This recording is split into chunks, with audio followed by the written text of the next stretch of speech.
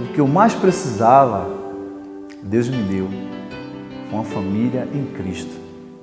Eduardo sonhava em ter uma família aos pés de Jesus. Ele pedia isso a Deus, mas casou-se com uma mulher que não era cristã. Minha mãe também, até hoje, também participa de... Não sei se é candomblé, se eu chamo assim, é candomblé, mas ela vive até hoje nessa prática.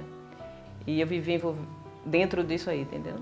É claro, foi um choque, mas eu creio que Deus já me deu o amor necessário para suportar todas essas coisas. E por incrível que pareça, algo que eu achava que não era pertinente eu viver, eu passei a conviver.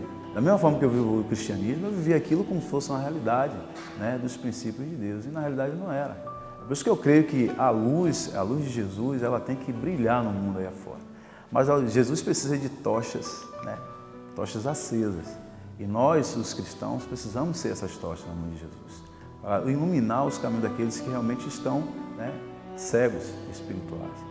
Eduardo passava algumas tardes se divertindo em família em meio a bebedeiras. Mas foi numa dessas tardes que ele e a esposa foram convidados por uma adventista a participar de um culto de pôr do sol. E cantava com aquela alegria e eu fiz, poxa, se ser crente é assim, eu estou gostando do negócio, eu vou ficar aqui. Eu vi uma forma de cultuar totalmente diferente do que eu vivia. E aquilo me chamou muita atenção. Foi o meu primeiro contato com a igreja, foi esse.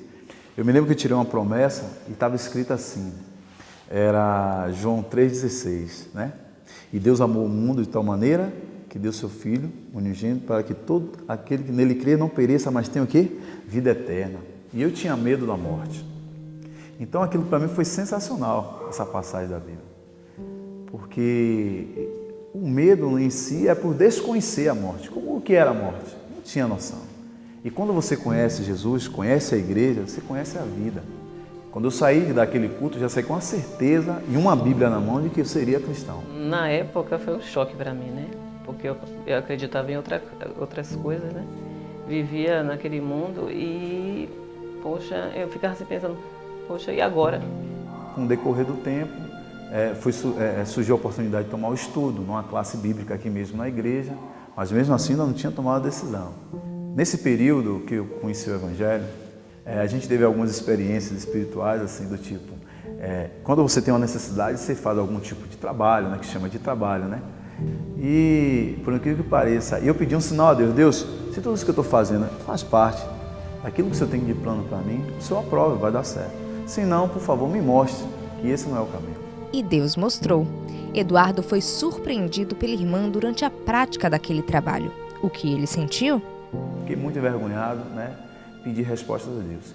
Um dia teve uma festa na casa de minha sogra e a gente foi assim, os homens, os casados, namorados, noivos, faziam a arrumação da limpeza, né? Fazia a limpeza. E as mulheres cuidavam de outra parte. E aí comecei a varrer ali. De repente, quando eu varri assim um canto, aí veio aquele monte de papel, tinha jornal velho e veio um livro no meio. Só que o livro ele rodopiou e parou em minha frente assim. Eu me deparei com aquele livro, dei uma olhada assim e estava assim escrito: O Grande Conflito. E no meio tinha um globo azul e um livro da capa vermelha. Era um livro de brochura, né? E ele estava um pouco já, vamos dizer assim, surrado, guardado e tal. E aquilo me chamou a atenção, um grande conflito. Eu estava num período de conflitos, né?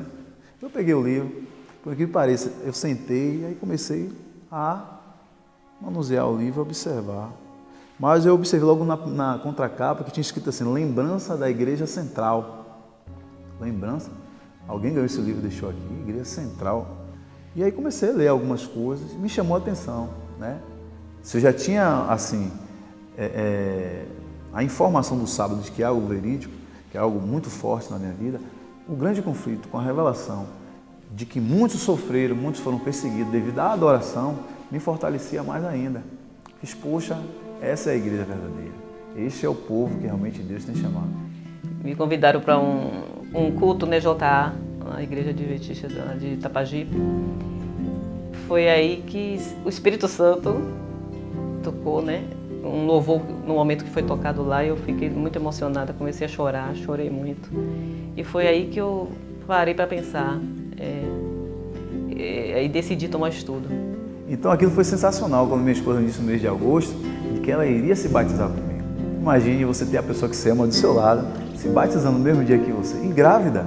emoção muito grande, chorei já por causa da gravidez, porque tinha tomado aquela decisão e por ele ter me esperado, né? Nós nos batizamos juntos. Foi a decisão mais importante que eu tomei em minha vida.